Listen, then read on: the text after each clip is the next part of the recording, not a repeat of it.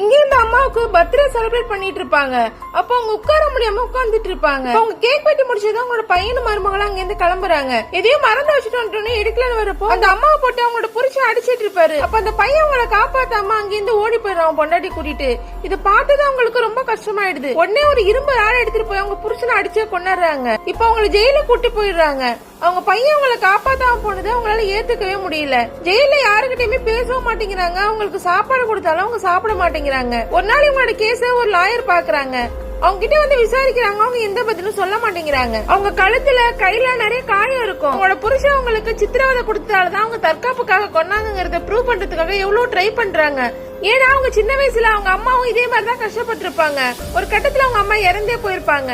அதனால இவங்க இந்த அம்மா எப்படியா காப்பாத்த ட்ரை பண்றாங்க. இப்ப அவங்க அந்த கேஸ் ரொம்ப பர்சனலா எடுத்ததால வேற ஒரு லாயருக்கு அதை கொடுத்துறாங்க. புதுசா வந்த லாயர் அவங்களோட பையனை கூட்டி விசாரிக்கிறாங்க. அவன் ஃபர்ஸ்ட் எதுவுமே சொல்ல மாட்டேங்கிறான். அதுக்கப்புறம் அவங்க அம்மாவுக்கு பட்ட காயத்துல எடுத்து காட்டுறாங்க. அதை பார்த்துதான் அவன் எல்லா உண்மையும் சொல்ல ஆரம்பிக்கிறான். அவங்க அப்பா சின்ன வயசுல இருந்தே அவங்கள போட்டு அடிச்சு சித்திரவதை பண்ணதையும் சொல்றான். இப்ப அந்த பையன் அவனோட வைஃப் கிட்ட எல்லா விஷயத்தையும் சொல்றான். இதெல்லாம் நார்மல் நினைச்சேன், எனக்கு இது ஒரு தப்புன்னு தெரியல சின்ன வயசுல இருந்தே அப்படின்னு சொல்றான். இப்ப அடுத்த நாள் இந்த பையன் அவனோட அம்மா பார்க்க போறான். அவங்க அம்மா பார்த்துதான் அவன் கதறி அழறான். அவங்களும் இவ்வளவு நாள் கழிச்சு அவங்க பையனை பார்த்து அழ ஆரம்பிக்கிறாங்க. இப்ப அவங்க நார்மலா சாப்பிட ஆரம்பிக்கிறாங்க. அதுக்கப்புறம் லாயர் கேக்குற எல்லா கொஸ்டினுக்கும் அவங்க பதில் சொல்றாங்க. முதல்ல சின்ன சின்ன விஷயத்துக்கு அடிக்க ஆரம்பிச்சாரு. அதுக்கப்புறம் எப்ப பார்த்தாலும் அடிச்சுட்டே இருந்தாரு. என்னால ஒரு கட்டத்துக்கு மேல முடியல, அதனாலதான் அவரை கொன்னுட்டேன்னு சொல்லுவாங்க. அவங்க பையனோட ஸ்டேட்மெண்ட் பக்கத்து வீட்டுக்காரங்களோட ஸ்டேட்மெண்ட்லாம் வச்சு லாயர் அந்த அம்மாவுக்கு 2 வருஷம் மட்டும் ஜெயில் தண்டனை வாங்கி கொடுத்துறாங்க.